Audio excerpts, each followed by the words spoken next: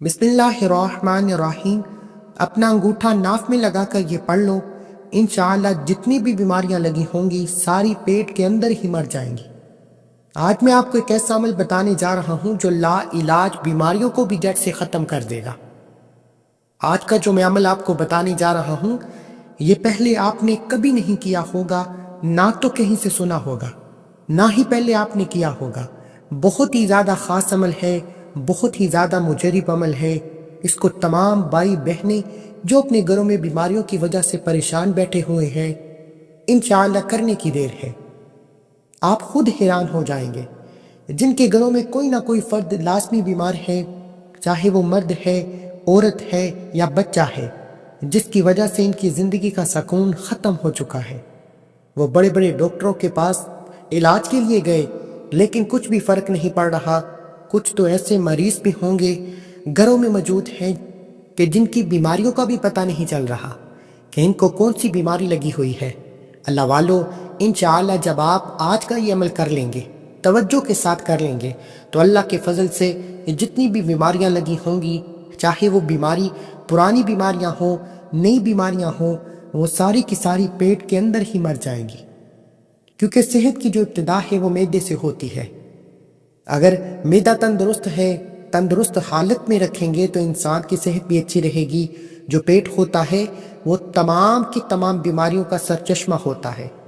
अगर पेट ठीक नहीं रहेगा तो इंसान किसी न किसी बीमारी में ज़रूर मुब्तला रहेगा। मोहतरम नाज़रीन कराम, आज तक आपने बहुत से अमाल किए, लेकिन आपको अमल करने के लिए सबसे पहली शर्त यह है कि इस वीडियो को मुकम्मल देखना है। अगर वीडियो को आप अधूरा देखेंगे, छोड़ दोगे और इस अमल को करने का पूरा तरीका नहीं समझोगे तो इस अमल का आपका कोई फ़ायदा नहीं होगा।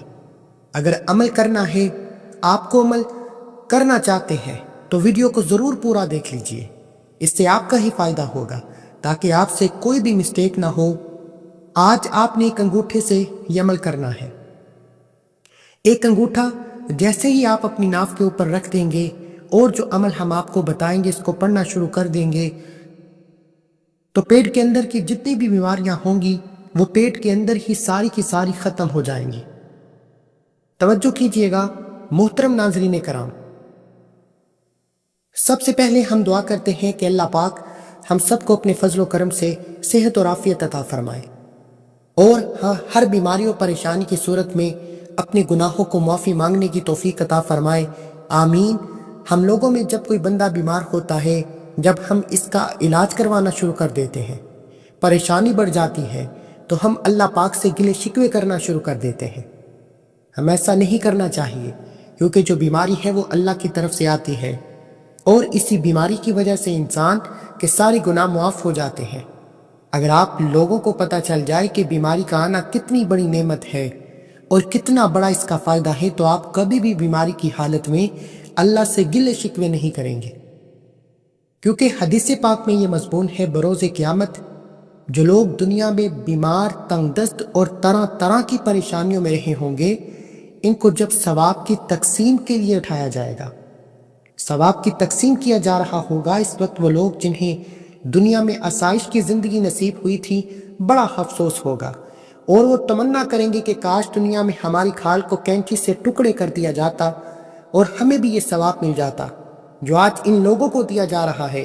साबित होता है कि दुनिया में रहने वाला कोई भी बीमार हो, गरीब हो, तंगदस्त हो, परेशानियों में मुब्तला रहता हो, तो इसका अजर अल्लाह ने रोज़े क़यामत रखा हुआ है और वो इसको ज़रूर मिलेगा। जो कोई परेशान रहा, तंगदस्त रहा, बीमार रहा, बरोज़े क़यामत इसको अल्लाह पाक इतना सवाब अता फरमाएंगे कि वो दुनिया की सारी तकलीफ़ों को भूल जाएगा। बात करने का मकसद ये है कि बीमारों को कभी भी नहुसत ना कहें, कभी भी अल्लाह से गिले शिकवे ना करें, क्योंकि ये अल्लाह की तरफ से होती है। अल्लाह ही बीमार करता है और अल्लाह ही शिफा देता है।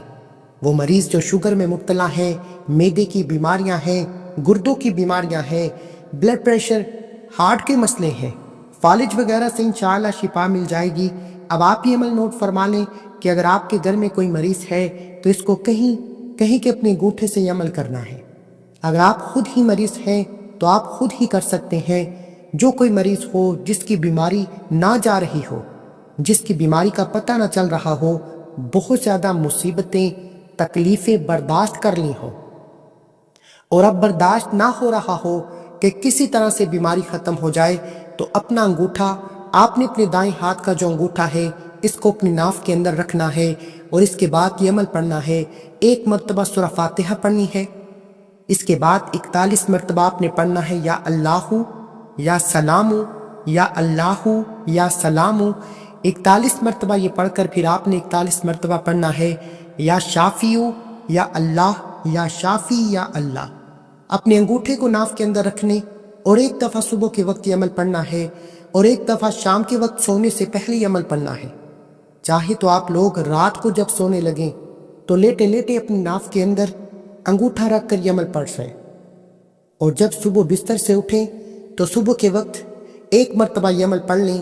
2 وقت یہ عمل پڑھنا ہے، صبح اور شام کے وقت 1 مرتبہ سورہ فاتحہ، 41 مرتبہ یا سلام یا اللہ اور 41 مرتبہ یا شافی یا اللہ۔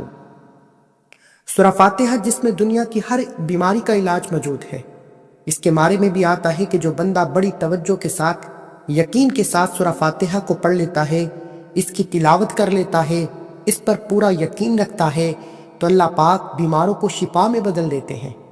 جن جن گھروں میں جو کوئی بیمار پڑا ہے ان کو یہ عمل بتا دیں، انشاءاللہ دنیا کی ہر بیماری ختم ہو جائے گی۔ یوں کہہ لیں کہ پیٹ کے اندر ہی، جسم کے اندر ہی وہ بیماری مر جائے گی۔ جب آپ انگوٹھا لگا کر یہ عمل پڑھ لیں گے، ایک صحابی رضی اللہ عنہ نے نبی پاک صلی اللہ علیہ وآلہ وسلم سے سوال کیا کہ یا رسول اللہ صلی اللہ علیہ وآلہ وسلم، کیا ہم اپنی بیماریوں کا علاج کیا کریں؟ تو آپ نے فرمایا ہاں اے اللہ کے بندو، اپنی بیماریوں کا علاج کرو، کیونکہ اللہ تبارک تعالیٰ نے کوئی بیماری ایسی بھی پیدا نہیں کی جس کا علاج نہ ہو سکے، سوائے ایک بیماری کے اس کا علاج نہیں۔ آپ سے عرض کیا گیا کہ سرکار وہ کون سی بیماری ہے؟ تو آپ صلی اللہ علیہ وآلہ وسلم نے فرمایا کہ بڑھاپا ایسی بیماری ہے جس کا علاج نہیں۔ اللہ پاک ہم سب کو ہر طرح کی بیماریوں سے محفوظ رکھے، شفا عطا فرما دے۔ دعا ہے کہ اللہ تعالیٰ میرا سنانا، آپ کا سننا اپنی پاک بارگاہ الہی میں قبول و منظور فرمائے، آمین ثم آمین۔ تمام دوستوں سے گزارش ہے کہ اللہ تعالیٰ کے 99 ناموں میں سے کوئی ایک نام کمنٹ سیکشن میں ضرور لکھیں۔ اللہ ہم سب کا حامل ناصر۔